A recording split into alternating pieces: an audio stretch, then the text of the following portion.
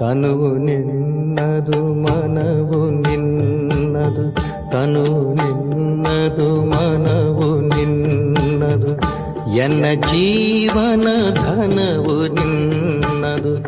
ನಾನು ನಿನ್ನವನೆಂಬ ಹೆಮ್ಮೆಯ ಋಣವು ಮಾತ್ರವೇ ನನ್ನದು. ತನು ನಿನ್ನದು ಮನವು ನಿನ್ನದು.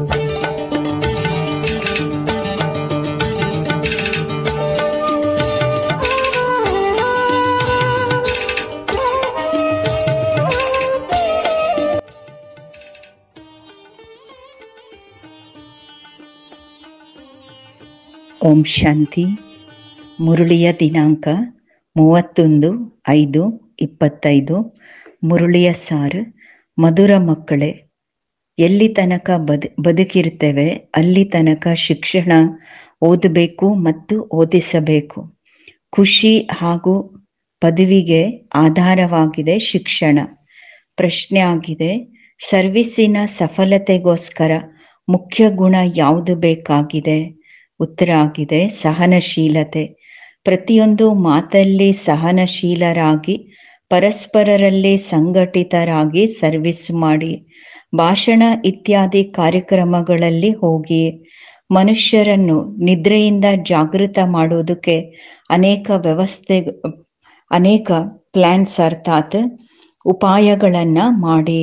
ನಿದ್ರೆ ಅಂದ್ರೆ ಅಜ್ಞಾನದಿಂದ. ಯಾರು ಅದೃಷ್ಟವಂತರಾಗೋರಿರ್ತಾರೆ ಅವರು ಶಿಕ್ಷಣದಲ್ಲಿ ಆಸಕ್ತಿಯಿಂದ ಅಭ್ಯಾಸವನ್ನ ಮಾಡ್ತಾರೆ. ಮುರುಳಿಯ ಗೀತೆ ಆಗಿದೆ, ನಾವಿಂಥ ಮಾರ್ಗದಲ್ಲಿ ನಡಿಬೇಕು ಅಂದ್ರೆ ಅಲ್ಲಿ ಬಿದ್ದು ಮತ್ತೆ ಎದ್ದು ನಡೆಯುವಂಥದ್ದು ಇರಬೇಕು. ಓಂ ಶಾಂತಿ. ಏನನ್ನ ವಿಚಾರ ಮಾಡಿ ಇಲ್ಲಿ ಮಧುಬನದಲ್ಲಿ ನೀವು ಮಕ್ಕಳು ಬಂದಿದ್ದೀರಿ? ಯಾವ ಶಿಕ್ಷಣ ಓದ್ಲಿಕ್ಕೆ ಬಂದಿರಿ? ಯಾರ ಬಳಿ ಬಂದಿದ್ದೀರಿ? ಬಾಪ್ ದಾದಾರವರ ಬಳಿ. ಇದಾಗಿದೆ ಹೊಸ ಮಾತು. ಯಾವಾಗಾದ್ರೂ ಈ ರೀತಿ ಕೇಳಿದ್ದೀರಾ? ಬಾಪ್ ದಾದಾರವರ ಹತ್ರ ಶಿಕ್ಷಣ ಓದ್ಲಿಕ್ಕೆ ಹೋಗ್ತೇವೆ, ಅದನ್ನು ಬಾಪ್ ದಾದಾ ಇಬ್ಬರು ಜೊತೆಯಲ್ಲಿದ್ದಾರೆ. ಆಶ್ಚರ್ಯ ಅಲ್ವಾ? ನೀವು ಅದ್ಭುತವಾದ ವಂಡರ್ಫುಲ್ ತಂದೆಯ ಸಂತಾನ ಆಗಿದ್ದೀರಿ. ನೀವು ಮಕ್ಕಳು ರಚಯಿತ ಮತ್ತು ರಚನೆಯ ಆದಿ ಮಧ್ಯ ಅಂತ್ಯವನ್ನ ತಿಳ್ಕೊಂಡಿದ್ದಿಲ್ಲ. ಈಗ ರಚಯಿತ ಮತ್ತು ರಚನೆಯನ್ನು ನೀವು ನಂಬರ್ ವಾರ್ ಪುರುಷಾರ್ಥ ಅನುಸಾರ ತಿಳ್ಕೊಂಡಿರಿ. ಎಷ್ಟು ತಿಳ್ಕೊಂಡಿರಿ ಹಾಗೂ ಎಷ್ಟು ಅನೇಕರಿಗೆ ತಿಳಿಸಿದ್ದೀರಿ. ಅದರಿಂದ ಖುಷಿ ಮತ್ತು ಭವಿಷ್ಯದ ಪ್ರಾಲಬ್ಧಿ ಪದವಿ ಸಿಗೋದು ಮುಖ್ಯ ಮಾತಾಗಿದೆ. ಈಗ ನಾವು ರಚಯಿತ ಮತ್ತು ರಚನೆಯ ಆದಿ ಮಧ್ಯ ಅಂತ್ಯವನ್ನ ತಿಳ್ಕೊಳ್ತೇವೆ.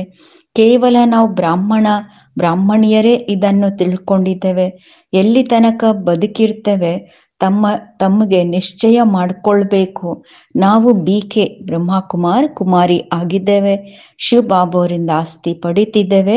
ಇಡೀ ವಿಶ್ವದ್ದು ಪೂರ್ಣ ರೀತಿ ಶಿಕ್ಷಣ ಓದ್ತಿದ್ದೇವೋ ಅಥವಾ ಕಡಿಮೆ ಓದ್ತಿದ್ದೇವೋ ಅದು ಬೇರೆ ಮಾತು. ಆದ್ರೂ ಗೊತ್ತಾಗ್ತದಲ್ವಾ ನಮ್ಮ ಶಿಕ್ಷಣದ ಗತಿ ಹೇಗೆ ಇದೆ. ನಾವು ಶಿವಬಾಬೋರ ಮಕ್ಕಳು. ಮತ್ತೆ ಪ್ರಶ್ನೆ ಬರ್ತದೆ, ಓದುವ ಅಥವಾ ಓದದೇ ಇರುವಂಥದ್ದು. ಅದರ ಅನುಸಾರನೇ ಪ್ರಾಲಬ್ಧಿ ಸಿಗೋದು. ಪಾಪನ ಮಡಿಲಲ್ಲಿ ಬಂದಿರಿ, ನಿಶ್ಚಯ ಅಂತೂ ಇರ್ತದೆ ನಾವು ಸ್ವರ್ಗೀಯ ರಾಜ್ಯಕ್ಕೆ ಹಕ್ಕದಾರ್ ಆಗಿದ್ದೇವೆ. ನಂತರ ಶಿಕ್ಷಣದಲ್ಲಿ ಹಗಲು ರಾತ್ರಿ ವ್ಯತ್ಯಾಸ ಬಿದ್ದ್ಬಿಡ್ತದೆ, ನಿಶ್ಚಯ ಇದೆ. ಆದ್ರೆ ಅಭ್ಯಾಸ ಮಾಡೋದ್ರಲ್ಲಿ ನಂಬರ್ ವಾರ್ ಇದ್ದಾರೆ, ಒಬ್ರು ಜಾಸ್ತಿ ಒಬ್ರು ಕಡಿಮೆ. ಹಗಲು ರಾತ್ರಿ ಅಷ್ಟು ವ್ಯತ್ಯಾಸ ಆಗ್ತದೆ. ಕೆಲವರು ಉತ್ತಮ ರೀತಿ ಶಿಕ್ಷಣ ಓದ್ತಾರೆ ಮತ್ತು ಓದಿಸ್ತಾರೆ, ಹಾಗೂ ಕೆಲವರು ಅವ್ರಿಗೇನು ತೋಚೋದೇ ಇಲ್ಲ, ಶಿಕ್ಷಣ ತಲೆಗೆ ಹತ್ತೋದಿಲ್ಲ. ಓದೋದು ಮತ್ತು ಓದಿಸೋದಿಷ್ಟೇ, ಇದು ಅಂತ್ಯವರೆಗೆ ನಡೀತಾ ಇರ್ತದೆ. ವಿದ್ಯಾರ್ಥಿ ಜೀವನದಲ್ಲಿ ಅಂತ್ಯವರೆಗೂ ಶಿಕ್ಷಣ ಓದೋದು ಹೊರಗೆ ಇರಲ್ಲ. ಸಮಯ ಇರ್ತದೆ, ಇಷ್ಟು ವರ್ಷನೇ ಓದೋದು ಅಂತ. ನೀವಂತೂ ಎಲ್ಲಿ ತನಕ ಬದುಕಿರ್ತೀರಿ ಶಿಕ್ಷಣ ಓದಬೇಕು ಮತ್ತೆ ಓದಿಸ್ಬೇಕು. ನಿಮ್ಗೆ ಯಾರಾದ್ರೂ ಕೇಳಿದ್ರೆ ಎಷ್ಟು ಜನಕ್ಕೆ ತಂದೆಯ ರಚಯಿತನ ಪರಿಚಯ ಕೊಟ್ಟಿದ್ದೀರಿ ಅಂದ್ರೆ, ಮನುಷ್ಯರಂತೂ ಮನುಷ್ಯರೇ, ನೋಡೋದಕ್ಕೇನು ವ್ಯತ್ಯಾಸ ಇರೋದಿಲ್ಲ. ಶರೀರದಲ್ಲಿ ಭಿನ್ನ ಭಿನ್ನ ವ್ಯತ್ಯಾಸ ವ್ಯಕ್ತಿತ್ವದಲ್ಲಿ ಇರ್ತದೆ. ಆದ್ರೆ ಇಲ್ಲಿ ಒಳಗಡೆ ಬುದ್ಧಿಯಲ್ಲಿ ಶಿಕ್ಷಣ ಏನೋ ಕೂಡ ಶಿಕ್ಷಣ ಬುದ್ಧಿಯಲ್ಲೇ ಕುತ್ಕೊಳ್ಳೋದು. ಶರೀರ ಅಂತೂ ಅಲ್ಲ, ಓದೋದ ಆತ್ಮ ಅಲ್ವಾ. ಎಷ್ಟು ಯಾರು ಶಿಕ್ಷಣ ಓದ್ತಾರೆ ಅಷ್ಟು ಅವರಿಗೆ ಖುಷಿ ಇರ್ತದೆ. ಒಳಗಿದು ಸ್ಮೃತಿ ಇರಬೇಕು, ನಾವೀಗ ಹೊಸ ವಿಶ್ವದ ಮಾಲೀಕರಾಗ್ತೇವೆ. ಈಗ ನಾವು ಸ್ವರ್ಗದ ಮೂಲಕ ಹೋಗ್ತೇವೆ, ಸ್ವರ್ಗದ ಬಾಗಿಲಲ್ಲಿ ಹೋಗ್ತೇವೆ. ನಿಮ್ಮ ಮನಸ್ಸಿಂದ ಸದಾ ಈ ಪ್ರಶ್ನೆ ಮಾಡ್ಕೊಳ್ಳಿ, ನಮ್ಮಲ್ಲಿ ಎಷ್ಟು ವ್ಯತ್ಯಾಸ ಇದೆ, ಅಂದ್ರೆ ನಾವೆಷ್ಟು ಪರಿವರ್ತನೆ ಆಗಿದ್ದೇವೆ. ತಂದೆ ನಮ್ಮನ್ನು ತನ್ನವರನ್ನಾಗಿ ಮಾಡ್ಕೊಂಡರೆ, ಏನಿರೋರನ್ನ ಏನನ್ನಾಗಿ ಮಾಡಿದ್ದಾರೆ. ಶಿಕ್ಷಣದ ಮೇಲೇನೆ ಎಲ್ಲವೂ ಆಧಾರ ಪಟ್ಟಿದೆ. ಶಿಕ್ಷಣದಿಂದ ಮನುಷ್ಯರು ಎಷ್ಟು ಶ್ರೇಷ್ಠ ಆಗ್ತಾರೆ ಲೌಕಿಕದಲ್ಲಿನೇ. ಹಾಗೆ ಇಲ್ಲಿನೂ ಬಾಬಾ ಹೇಳ್ತಾರೆ, ಅಲ್ಲಿ ಎಲ್ಲ ಅಲ್ಪಕಾಲ ಕ್ಷಣಿಕ ಪದವಿಗಳಾಗಿದೆ ಶಿಕ್ಷಣದಿಂದ, ಅದರಲ್ಲೇನು ಇಲ್ಲ. ಹೇಗೆ ಯಾರಾದ್ರೂ ಅದಂತೂ ಏನೋ ಉಪಯೋಗಕ್ಕೆ ಬರಲಾರದು, ಲಕ್ಷಣಗಳು ಕೂಡ ಏನಿರಲ್ಲ. ಈ ಶಿಕ್ಷಣದಿಂದ ಎಷ್ಟು ಸಂಸ್ಕಾರ, ಗುಣ, ಪದವಿ, ಪ್ರಾಲಬ್ಧಿ ಇದೆ ಅಲ್ವಾ, ಅದಕ್ಕೆ ಈ ಶಿಕ್ಷಣದಿಂದ ಎಷ್ಟು ಶ್ರೇಷ್ಠ ಆಗ್ತೀರಿ. ಎಲ್ಲ ಅಟೆನ್ಷನ್ ಶಿಕ್ಷಣ ಕಡೆ ಕೊಡಬೇಕು. ಯಾರ ಅದೃಷ್ಟದಲ್ಲಿದೆ ಅವರ ಹೃದಯ ಮನಸ್ಸು ಶಿಕ್ಷಣದಲ್ಲಿ ತೊಡಗಿರ್ತದೆ. ಅನ್ಯರಿಗೂ ಶಿಕ್ಷಣಗೋಸ್ಕರ ಭಿನ್ನ ಭಿನ್ನ ರೀತಿಯಿಂದ ಪುರುಷಾರ್ಥ ಮಾಡಿಸ್ತಾರೆ. ಬಾಬೋರ ಎಜುಕೇಶನ್ ಪಡಾಯಿ ಅಂದ್ರೆ ಶಿಕ್ಷಣ ಕಲಿಸೋದಕ್ಕೆ ಭಿನ್ನ ಭಿನ್ನ ಉಪಾಯದ ಪುರುಷಾರ್ಥ ಮಾಡ್ತಾರೆ. ಮನಸ್ಸಾಗ್ತದೆ ಅವರಿಗೆ, ನಾವು ಓದಿಸ್ಬೇಕು, ವೈಕುಂಠದ ಮಾಲೀಕರನ್ನಾಗಿ ಮಾಡಬೇಕು, ಮನುಷ್ಯರನ್ನ ಅಜ್ಞಾನ ನಿದ್ರೆಯಿಂದ ಜಾಗೃತ ಮಾಡೋದಕ್ಕೆ ಎಷ್ಟು ತಲೆ ಕೆಡಿಸ್ಕೊಳ್ಬೇಕಾಗ್ತದೆ. ಮತ್ತೆ ಮಾಡ್ತಾನೆ ಇರ್ತೀರಿ. ಇಲ್ಲಿ ಪ್ರದರ್ಶನಿ ಇತ್ಯಾದಿ ಏನೂ ಅಲ್ಲ. ಮುಂದೆ ಹೋಗ್ತಾ ಇನ್ನಷ್ಟು ಭಿನ್ನ ಭಿನ್ನ ಸೇವಾ ಪ್ರಬಂಧಗಳು, ವ್ಯವಸ್ಥೆಗಳು, ಉಪಾಯಗಳು ತಿಳಿಸೋದು ಬರ್ತವೆ. ಈಗ ತಂದೆ ಪಾವನ ಮಾಡ್ತಿದ್ದಾರೆ. ತಂದೆಯ ಶಿಕ್ಷಣ ಕಡೆ ಅಟೆನ್ಷನ್ ಕೊಡಬೇಕು. ಪ್ರತಿ ಮಾತಲ್ಲಿ ಸಹನಶೀಲರಾಗಬೇಕು. ಪರಸ್ಪರ ಸಂಘಟಿತ ರೂಪದಲ್ಲಿ ಸೇರಿ ಭಾಷಣ ಇತ್ಯಾದಿ ಕಾರ್ಯಕ್ರಮಗಳನ್ನ ಇಡಬೇಕು. ಒಂದು ಕಡೆ ಬಿಂದು ತಂದೆ, ಒಂದು ಬಿಂದುವಿನ ಮೇಲೆ ನಾವು ಬಹಳಷ್ಟು ತಿಳಿಸಬಹುದು ಜ್ಞಾನ. ಯಾಕೆಂದ್ರೆ ಬಾಬಾ ಬಿಂದು, ಆತ್ಮ ಬಿಂದು, ಶ್ರೇಷ್ಠ ಅತಿ ಶ್ರೇಷ್ಠ ಭಗವಂತ ಯಾರು. ಈ ಒಂದು ಬಿಂದುವಿನ ಮೇಲೆ ನೀವು ಒಂದು ಅರ್ಧ ಗಂಟೆ ಭಾಷಣ ಮಾಡಬಹುದು. 1 ಗಂಟೆ, ಅರ್ಧ ಗಂಟೆ. ನೀವೀಗ ತಿಳ್ಕೊಂಡಿರಿ, ಬಿಂದುವನ್ನ ನೆನಪು ಮಾಡೋದ್ರಿಂದ ಖುಷಿ ಇರ್ತದೆ. ಒಂದು ವೇಳೆ ಮಕ್ಕಳಿಗೆ ನೆನಪಿನ ಯಾತ್ರೆಯಲ್ಲಿ ಅಟೆನ್ಷನ್ ಕೊರತೆ ಇದೆ ಅಂದ್ರೆ, ಬಿಂದು ತಂದೆಯನ್ನ ನೆನಪು ಮಾಡಲ್ಲ ಅಂದ್ರೆ ಅವರಿಗೆ ನಷ್ಟ ಅವಶ್ಯ ಆಗ್ತದೆ. ಎಲ್ಲ ಆಧಾರ ಇರೋದೇ ನೆನಪಿನ ಮೇಲೆ. ನೆನಪು ಮಾಡೋದ್ರಿಂದ ಎಷ್ಟೊಂದು ಉನ್ನತ ಮಟ್ಟಕ್ಕೆ ಸ್ವರ್ಗದಲ್ಲಿ ಹೋಗ್ತೀರಿ. ನೆನಪು ಮರೆಯೋದ್ರಿಂದ ಬಿದ್ದೋಗ್ತೀರಿ. ಈ ಮಾತುಗಳು ಬೇರೆ ಯಾರೂ ತಿಳಿಸ್ಲಿಕ್ಕೆ ಸಾಧ್ಯ ಇಲ್ಲ. ಶಿವಬಾಬೋರ್ನಂತೂ ಯಾರೂ ತಿಳ್ಕೊಂಡಿಲ್ಲ. ಬಲೆ ಎಷ್ಟೇ ಯಾರು ಆಡಂಬರದಿಂದ ಪೂಜಿಸಬಹುದು, ನೆನಪು ಮಾಡ್ತಾರೆ ಮತ್ತು ಅರ್ಥ ಮಾಡ್ಕೊಳ್ಳಲ್ಲ. ಪರಮಾತ್ಮನ ಪರಿಚಯ ಗೊತ್ತಿಲ್ಲ. ನಿಮಗಂತೂ ತಂದೆಯ ಜೊತೆ ಬಹಳ ಅನನ್ಯ ಪ್ರೀತಿ ಇಲ್ಲಿ ಸಿಗ್ತಾ ಇದೆ. ಭಕ್ತಿ ಮಾರ್ಗದಲ್ಲಿ ಕೃಷ್ಣಂದು ಎಷ್ಟು ಭಕ್ತಿಯನ್ನ ಮಾಡ್ತಾರೆ, ಎಷ್ಟು ತಲೆ ಕೆಡಿಸ್ಕೊಂತಾರೆ. ಉತ್ತಮ ದರ್ಶನ ಆಯಿತು, ಮತ್ತೇನಾಯಿತು? ಲಾಭ ಏನೋ ಕೂಡ ಪ್ರಾಲಬ್ಧಿ ಇರಲ್ಲ ಭಕ್ತಿಯಲ್ಲಿ. ಜಗತ್ತಲ್ಲಿ ನೋಡಿ ಎಷ್ಟು ಮಾತುಗಳ ಅನುಸಾರ ಇಲ್ಲಿ ನಡೀತಾರೆ. ಭಿನ್ನ ಮತಗಳಲ್ಲಿ ನೀವು ಹೇಗೆ ಕಬ್ಬಿನ ಒಂದು ರಸವನ್ನ ಕುಡಿತೀರಿ, ಅಂದ್ರೆ ಕಬ್ಬನ್ನ ಎಷ್ಟು ಮಷಿನ್ನಲ್ಲಿ ಹಾಕ್ತಾರೆ ಅಷ್ಟು ರಸ ಬರ್ತಾ ಹೋಗ್ತದೆ. ಹಾಗೆ ಬಾಬಾ ಹೇಳ್ತಾರೆ, ನಿಮಗೆ ಕಬ್ಬಿನ ರಸದಂಗೆ ಇದು ಜ್ಞಾನ ಸಿಕ್ಕಿದೆ. ಬಾಕಿ ಮನುಷ್ಯರಂತೂ ರಸ ಇಲ್ಲದ, ಸಾರ ಇಲ್ಲದ ಸಿಪ್ಪೆ ತಿಂದಂಗೆ ಭಕ್ತಿಯಲ್ಲಿ. ನೀವೀಗ ಶುಗರ್ ಅಂದ್ರೆ ಸಿಹಿಯನ್ನ ಕುಡಿದು ಪೂರಾ ಹೊಟ್ಟೆ ತುಂಬಿಸ್ಕೊಂಡು ಅರ್ಧ ಕಲ್ಪ ನೀವು ಸುಖದಲ್ಲಿರ್ತೀರಿ. ಪ್ರಾಲಬ್ಧಿ ಮಾಡ್ಕೊಂಡು ಹೋಗ್ತೀರಿ. ಅರ್ಧ ಕಲ್ಪ ಅಂದ್ರೆ 21 ಜನ್ಮ. ಬಾಕಿ ಎಲ್ಲ ಭಕ್ತಿ ಮಾರ್ಗದ ಸಾರ ಇಲ್ಲದ ಸಿಪ್ಪೆ ಅವರು ಪಡ್ಕೊಂಡಂಗೆ ಅವರು ಕೆಳಗಿಳಿತಾ ಕನಿಷ್ಠ ಅವಸ್ಥೆಗೆ ಬರ್ತಾರೆ ಪುನರ್ಜನ್ಮದಲ್ಲಿ. ಈಗ ತಂದೆ ಎಷ್ಟು ಪ್ರೀತಿಯಿಂದ ಪುರುಷಾರ್ಥ ಮಾಡಿಸ್ತಾ ಇದ್ದಾರೆ, ಆದ್ರೆ ಅದೃಷ್ಟದಲ್ಲಿಲ್ಲ ಅಂದ್ರೆ ಅಟೆನ್ಷನ್ ಕೊಡಲ್ಲ. ಅವರು ಸ್ವಯಂ ಕಡೆ ಅಟೆನ್ಷನ್ ಕೊಡಲ್ಲ, ಅನ್ಯರ ಕಡೆ ಬೇರೆಯವ್ರಿಗೆ ತಂದೆ ಪರಿಚಯ ಕೊಡೋದು ಅಟೆನ್ಷನ್ ಕೊಡಲ್ಲ. ಸ್ವಯಂ ಕೂಡ ಜ್ಞಾನಾಮೃತ ಪಾನ ಮಾಡಲ್ಲ, ಬೇರೆಯವ್ರಿಗೂ ಜ್ಞಾನ ಪಾನ ಮಾಡಿಸಲ್ಲ. ಅನೇಕರಿಗೆ ಇಂಥ ಆಕ್ಟಿವಿಟಿನೂ ನಡೀತಾ ಇರ್ತದೆ. ಒಂದು ವೇಳೆ ಪೂರ್ಣ ರೀತಿ ಶಿಕ್ಷಣ ಓದಲ್ಲ, ದಯಾಹೃದಯ ಆಗಲ್ಲ, ಅನ್ಯರ ಕಲ್ಯಾಣ ಮಾಡಲ್ಲ ಅಂದ್ರೆ ಏನ್ ಪದವಿಯನ್ನು ಪಡೆಯೋರಿ? ಇಲ್ಲಿ ಶಿಕ್ಷಣ ಓದಿ ಮತ್ತು ಓದಿಸುವಂತವರು ಶ್ರೇಷ್ಠ ಪದವಿ ಪಡೀತಾರೆ. ಓದೋದೇ ಇಲ್ಲ ಅಂದ್ರೆ ಏನ್ ಪದವಿ ಸಿಗ್ತದೆ?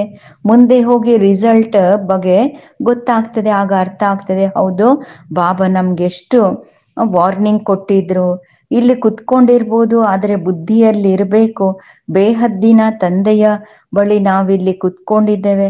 ಅವರು ನಮಗೆ ಮೇಲಿಂದ ಪರಂಧಾಮದಿಂದ ಬಂದು ಈ ಶರೀರ ಮೂಲಕ ಓದಿಸ್ತಾರೆ, ಕಲ್ಪದ ಮೊದಲಿನ ಹಾಗೆ. ಈಗ ನಾವು ಪುನಃ ತಂದೆಯ ಎದುರಲ್ಲಿ ಬಂದು ಇಲ್ಲಿ ಕುತ್ಕೊಂಡಿದ್ದೇವೆ. ಅವರ ಜೊತೆನೆ ನಾವೀಗ ವಾಪಸ್ ಹೋಗ್ಬೇಕು, ಬಿಟ್ಟು ಹೋಗೋದಲ್ಲ. ತಂದೆ ನಮ್ಮನ್ನು ಜೊತೆ ಕರ್ಕೊಂಡು ಹೋಗ್ತಾರೆ.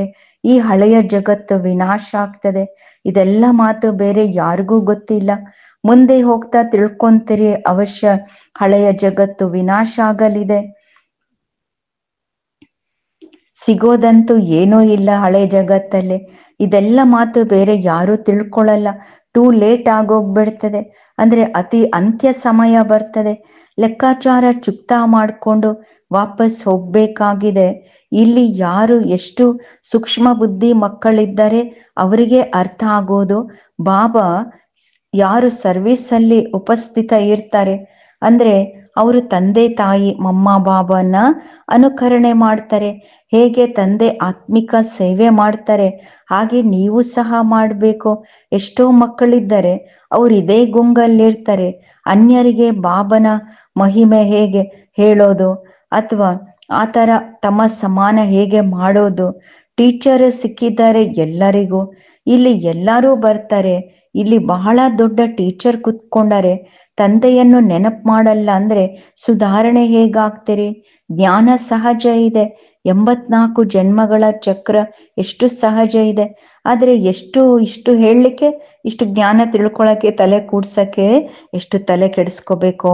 ಬಾಬಾ ಎಷ್ಟು ಸಹಜ ಮಾಡಿ ಹೇಳ್ಕೊಡ್ತಾರೆ ತಂದೆಯನ್ನು. ಮತ್ತು 84 ಜನ್ಮಗಳ ಚಕ್ರ ನೆನಪು ಮಾಡಿ, ನಿಮ್ಮ ಸಂಕಟ ದೋಣಿ ಪಾರ ಆಗ್ತದೆ.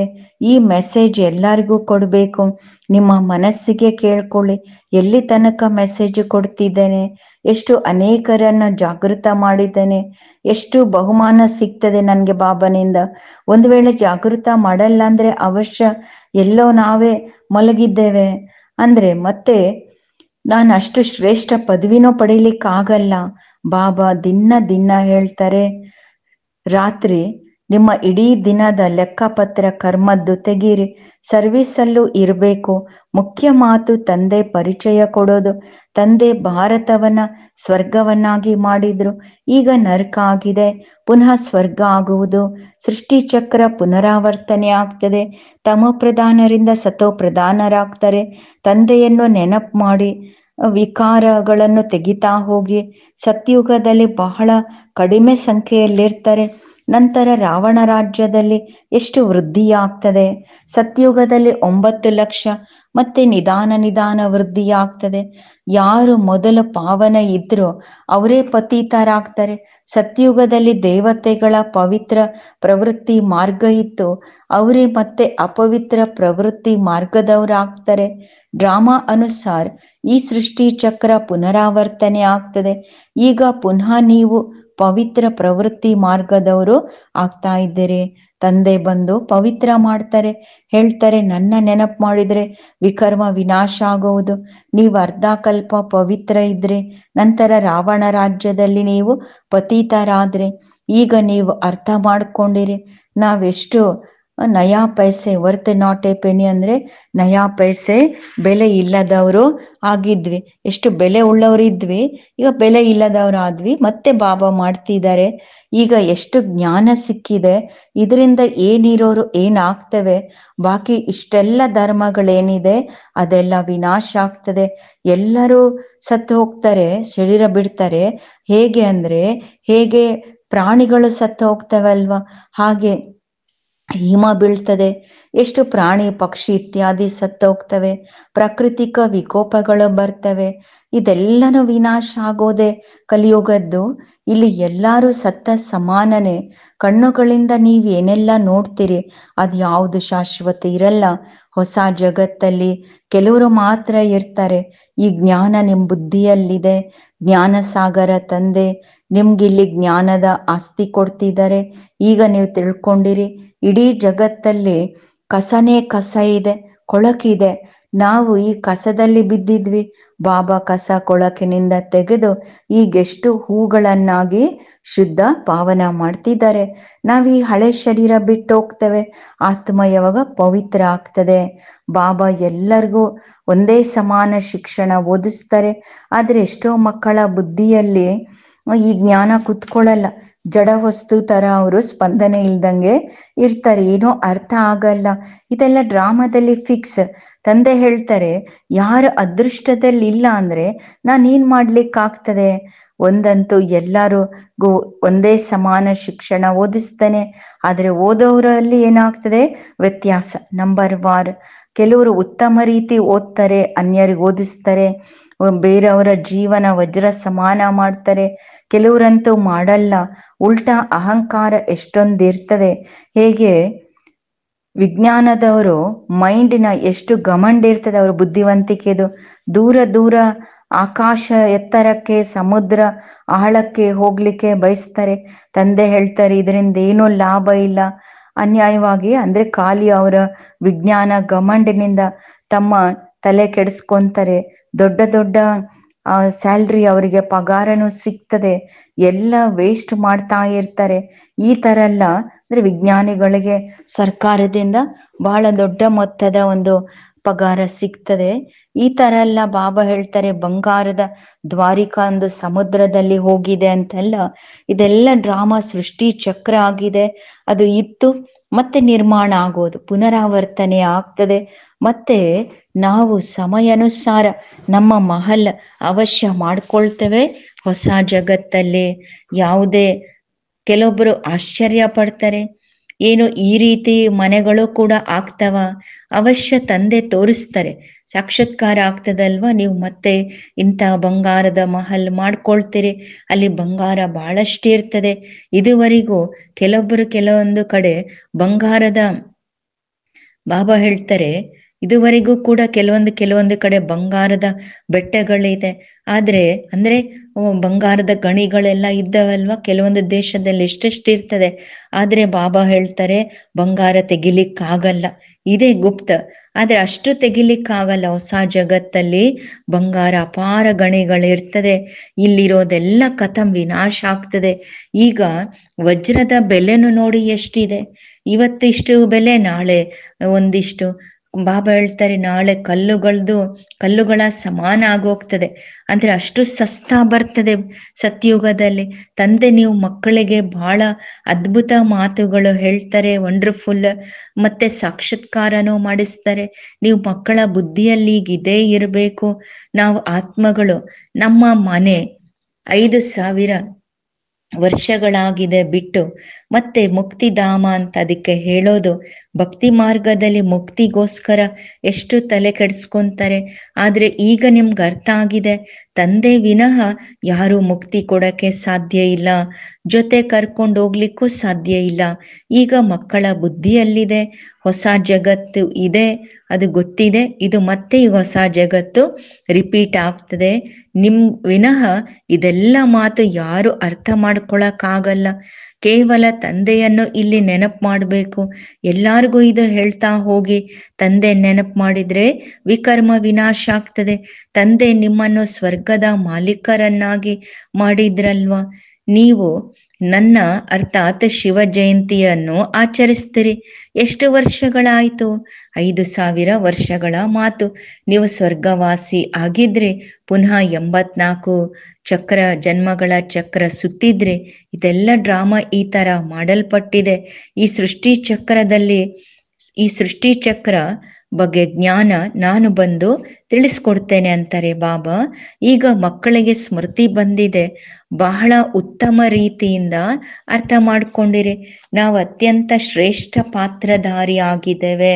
ನಮ್ಮ ಪಾತ್ರ ಬಾಬನ ಜೊತೆ ಇದೆ. ಈಗ ಸಂಗಮ ಯುಗದಲ್ಲಿ ನಾವು ಬಾಬನ ಶ್ರೀಮತ್ ಅನುಸಾರ ಬಾಬನ ನೆನಪಿನಲ್ಲಿದ್ದು ಅನ್ಯರನ್ನು ನಮ್ಮ ಸಮಾನ ಮಾಡ್ತೇವೆ. ಯಾರು ಕಲ್ಪದ ಮೊದಲು ಇದ್ರೋ ಅವರೇ ಕೊನೆಯವರೆಗೆ ಶಾಶ್ವತ ಯಥಾರ್ಥ ಇರ್ತಾರೆ. ಸಾಕ್ಷಿಯಾಗಿ ನೋಡ್ತಾ ಹೋಗಿ ಪುರುಷಾರ್ಥನ ಬಾಬಾ ಮಾಡಿಸ್ತಾರೆ. ಸದಾ ಉಮಂಗದಲ್ಲಿರೋದಕ್ಕೆ ಪ್ರತಿನಿತ್ಯ ಏಕಾಂತದಲ್ಲಿ ಕುಳಿತು ತಮ್ಮೊಂದಿಗೆ ತಾವು ಜ್ಞಾನದ ಮಾತುಗಳು ಮಾತಾಡ್ಕೊಳ್ಳಿ. ಬಾಕಿ ಸ್ವಲ್ಪ ಸಮಯ ಈ ಅಶಾಂತಿ ಜಗತ್ತಿನ ಇರೋದು, ಮತ್ತೆ ಅಶಾಂತಿಯ ಕುರುಹು ಚಿಹ್ನೆ ಇರಲ್ಲ. ಮುಖದಿಂದ ಈ ತರ ಹೇಳಕ್ಕಾಗಲ್ಲ. ಮನಸ್ಸಿನ ಶಾಂತಿ ಹೇಗೆ ಸಿಗೋದು? ಶಾಂತಿಗೋಸ್ಕರ ಅಂತೂ ಎಲ್ಲರೂ ಹೋಗ್ತಾರೆ ಅಲ್ಲಿ ಇಲ್ಲಿ. ಆದ್ರೆ ಶಾಂತಿ ಸಾಗರ ತಂದೆ ಒಬ್ಬರೇ, ಬೇರೆ ಯಾರ ಹತ್ರನೂ ಈ ಶಾಂತಿ ಅನ್ನೋ ವಸ್ತು ಇಲ್ಲ. ಹೇಗೆ ನೀವು ಮಕ್ಕಳ ಬುದ್ಧಿಯಲ್ಲಿ ಇದೇ ಗುಂಗು ಇರಬೇಕು, ರಚಯಿತ ರಚನೆಯನ್ನ ತಿಳ್ಕೊಳ್ಳೋದು, ಇದು ಜ್ಞಾನ ಆಗಿದೆ. ಶಾಂತಿಗೋಸ್ಕರ ಮತ್ತು ಸುಖಕ್ಕೋಸ್ಕರ ಇದು ಜ್ಞಾನ. ಸುಖ ಇರ್ತದೆ ಧನದಿಂದ. ಧನ ಇಲ್ಲ ಅಂದ್ರೆ ಮನುಷ್ಯರು ಏನೋ ಉಪಯೋಗಕ್ಕೆ ಇಲ್ಲ. ಅಂದ್ರೆ ಜ್ಞಾನ ಧನ ಹೇಳ್ತಾರೆ ಬಾಬಾ. ಧನಕ್ಕೋಸ್ಕರ ಮನುಷ್ಯರು ಎಷ್ಟು ಪಾಪ ಮಾಡ್ತಾರೆ ಲೌಕಿಕದಲ್ಲಿ. ತಂದೆ ಅಪಾರ ಧನ ಕೊಡ್ತಾರೆ. ಸ್ವರ್ಗದ ಬಂಗಾರ, ನರ್ಕದ ಕಲ್ಲುಗಳು ಇಲ್ಲಿ. ಅಂದ್ರೆ ನರ್ಕದ ವೈಭವ ಎಲ್ಲ ಕಲ್ಲು ಸಮಾನ. ಸೊ ಈ ಜ್ಞಾನಧನದಿಂದ ಸ್ವರ್ಗದ ಬಂಗಾರ ನಿಮ್ಗೆ ಸಿಗೋದು. ಅಂದ್ರೆ ಸುಖ ಪ್ರಾಲಬ್ಧಿ ಒಳ್ಳೇದು. ಮಧುರಾತಿ ಮಧುರ ಅಗಲಿ ಸಿಕ್ಕಿರುವಂತ ಮಕ್ಕಳಿಗೆ ಮಾತ್ಪಿತಾ ಬಾಪ್ದಾದರವರ ನೆನಪು, ಪ್ರೀತಿ ಹಾಗೂ ಸುಪ್ರಭಾತ. ಆತ್ಮಿಕ ತಂದೆಯದು ಆತ್ಮಿಕ ಮಕ್ಕಳಿಗೆ ನೆನಪು, ಪ್ರೀತಿ ಹಾಗೂ ನಮಸ್ತೆ. ಆತ್ಮಿಕ ಮಕ್ಕಳದು ಆತ್ಮಿಕ ತಂದೆಗೆ ನೆನಪು, ಪ್ರೀತಿ, ನಮಸ್ತೆ ನಮಸ್ತೆ ನಮಸ್ತೆ, ಸುಪ್ರಭಾತ. ಧಾರಣೆಗೋಸ್ಕರ ಮುಖ್ಯ ಸಾರ. ಸಮಯ ತೆಗೆದು ಏಕಾಂತದಲ್ಲಿ ತಮ್ಮೊಂದಿಗೆ ತಾವು ಮಾತನಾಡಿ ತಮ್ಮನ್ನು ಉಮಂಗದಲ್ಲಿ ತಂದ್ಕೊಳ್ಬೇಕು. ಉಮಂಗ ಸ್ಥಿತಿಯಲ್ಲೇ ಇರಬೇಕು. ನಿಮ್ಮ ಸಮಾನ ಮಾಡ್ಕೊಳ್ಳೋ ಸೇವೆಯ ಜೊತೆ ಸಾಕ್ಷಿಯಾಗಿ ಪ್ರತಿಯೊಬ್ಬರ ಪಾತ್ರ ನೋಡುವ ಅಭ್ಯಾಸ ಮಾಡಬೇಕು. ಎರಡನೇದು, ತಂದೆಯನ್ನು ನೆನಪು ಮಾಡಿ ತಮ್ಮನ್ನು ತಾವು ಸುಧಾರಣೆ ಮಾಡ್ಕೊಳ್ಬೇಕು. ತಮ್ಮ ಮನಸ್ಸಿಗೆ ಕೇಳ್ಕೊಳ್ಬೇಕು, ನಾನು ಮೆಸೆಂಜರ್ ಆಗಿದ್ದೇನಾ? ಎಷ್ಟು ಜನಗಳನ್ನ ನನ್ನ ಸಮಾನ ಮಾಡಿದ್ದೇನೆ? ವರದಾನ ಆಗಿದೆ. ಶ್ರೇಷ್ಠ ಪುರುಷಾರ್ಥ ಮೂಲಕ ಫೈನಲ್ ರಿಸಲ್ಟ್ ಅಲ್ಲಿ ಫಸ್ಟ್ ನಂಬರ್ ಪಡೆಯುವಂತ ಹಾರುವ ಪಕ್ಷಿ ಆಗಿರಿ. ಫೈನಲ್ ರಿಸಲ್ಟ್ ಫಸ್ಟ್ ನಂಬರ್ ಪಡೆಯೋದಕ್ಕೆ ಮೊದಲನೇದು ಹೃದಯದ ಅವಿನಾಶಿ ವೈರಾಗ್ಯ ಮೂಲಕ ಕಳೆದೋಗಿರೋ ಮಾತುಗಳು ಸಂಸ್ಕಾರ ರೂಪಿ ಬೀಜ ಸುಟ್ಟಾಕ್ರಿ. ಎರಡನೇದು ಅಮೃತ ವೇಳೆಯಿಂದ ರಾತ್ರಿ ತನಕ ಈಶ್ವರ್ಯ ನಿಯಮ ಮರ್ಯಾದೆಗಳ ಸದಾ ಪಾಲನೆ ಮಾಡುವ ವ್ರತ ತೆಗೆದುಕೊಳ್ಳಿ. ಮೂರನೇದು ಮನಸ ಮೂಲಕ, ವಾಣಿ ಮೂಲಕ ಹಾಗೂ ಸಂಪರ್ಕ ಮೂಲಕ ನಿರಂತರ ಮಹಾದಾನಿಯಾಗಿ ಪುಣ್ಯ ಆತ್ಮ ಆಗಿ ದಾನ್ ಪುಣ್ಯ ಮಾಡ್ತಾ ಹೋಗಿ ಯಾವಾಗಿಂತ ಶ್ರೇಷ್ಠ ಹೈ ಜಂಪ್ ಕೊಡುವಂತ ಪುರುಷಾರ್ಥಿ ಆಗ್ತೀರಿ. ಆಗ ಹಾರುವ ಪಕ್ಷಿಯಾಗಿ ಫೈನಲ್ ರಿಸಲ್ಟ್ ಅಲ್ಲಿ ನಂಬರ್ 1 ಆಗಲು ಸಾಧ್ಯ. ಸ್ಲೋಗನ್ ಆಗಿದೆ, ವೃತ್ತಿ ಮೂಲಕ ವಾಯುಮಂಡಲ ಪವರ್ಫುಲ್ ಮಾಡುವಂತವರು ಅವರೇ ಲಾಸ್ಟ್ ಪುರುಷಾರ್ಥ. ಇದೇ ಲಾಸ್ಟಿನ ಪುರುಷಾರ್ಥ ಹಾಗೂ ಸೇವಾ ಆಗಿದೆ. ವೃತ್ತಿ ಮೂಲಕ ವಾಯುಮಂಡಲ ಪವರ್ಫುಲ್ ಶಕ್ತಿಶಾಲಿ ಮಾಡೋದು ಇದೇ ಪುರುಷಾರ್ಥ, ಲಾಸ್ಟ್ ಹಾಗೂ ಸರ್ವಿಸ್ ಆಗಿದೆ.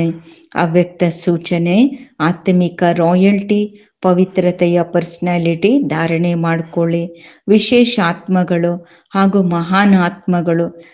ಮಹಾನ್ ಆತ್ಮಗಳಿಗೆ ದೇಶ ಮತ್ತು ವಿಶ್ವದ ಪರ್ಸನಾಲಿಟೀಸ್ ಅಂತ ಹೇಳ್ತಾರೆ. ಪವಿತ್ರತೆಯ ಪರ್ಸನಾಲಿಟಿ ಅರ್ಥಾತ್ ಪ್ರತಿ ಕರ್ಮದಲ್ಲಿ ಮಹಾನತೆ ಮತ್ತು ವಿಶೇಷತೆ. ಆತ್ಮಿಕ ಪರ್ಸನಾಲಿಟಿ ಇರೋ ಆತ್ಮಗಳು ತಮ್ಮ ಎನರ್ಜಿ, ಸಮಯ, ಸಂಕಲ್ಪ ವೇಸ್ಟ್ ಕಳೆಯೋದಿಲ್ಲ, ಸಫಲ ಮಾಡ್ಕೊಳ್ತಾರೆ. ಇಂಥ ಪರ್ಸನಾಲಿಟಿ ಇರೋರೆಂದು ಸಣ್ಣ ಸಣ್ಣ ಮಾತಲ್ಲಿ ತಮ್ಮ ಮನ ಬುದ್ಧಿಯನ್ನ ಬ್ಯುಸಿ ಇಟ್ಕೊಳ್ಳೋದಿಲ್ಲ. ಒಳ್ಳೇದು. ಓಂ ಶಾಂತಿ.